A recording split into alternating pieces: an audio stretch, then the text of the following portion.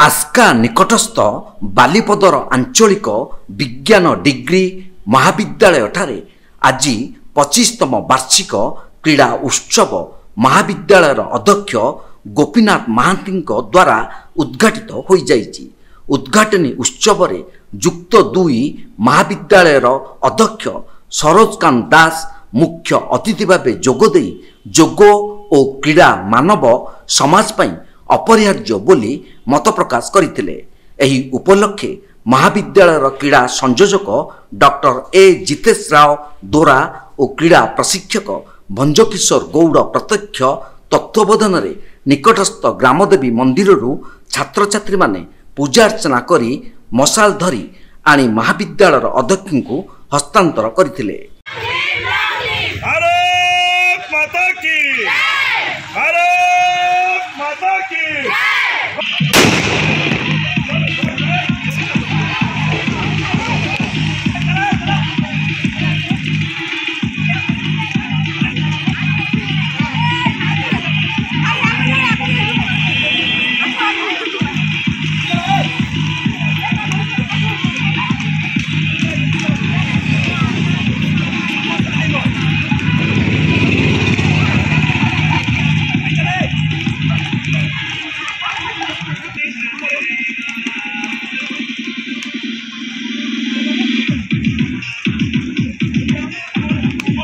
यापर आनुष्ठानिक भावे अध्यक्ष वार्षिक क्रीड़ा रे समस्त छात्र छात्री को श्रृंखलार सह भाग नेबा पई परामर्श देइथिले।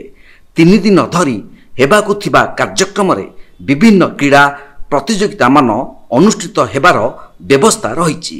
उक्त कार्यक्रम रे महाविद्यालय समस्त अध्यापक अध्यापिका कर्मचारी और स्वेच्छासेवी माने परिचालना करिथिबा बेले परिशेष महाविद्यालय क्रीड़ा प्रशिक्षक भंजकिशोर गौड़ और नवघन प्रधान प्रमुख भूमिका ग्रहण करथिले।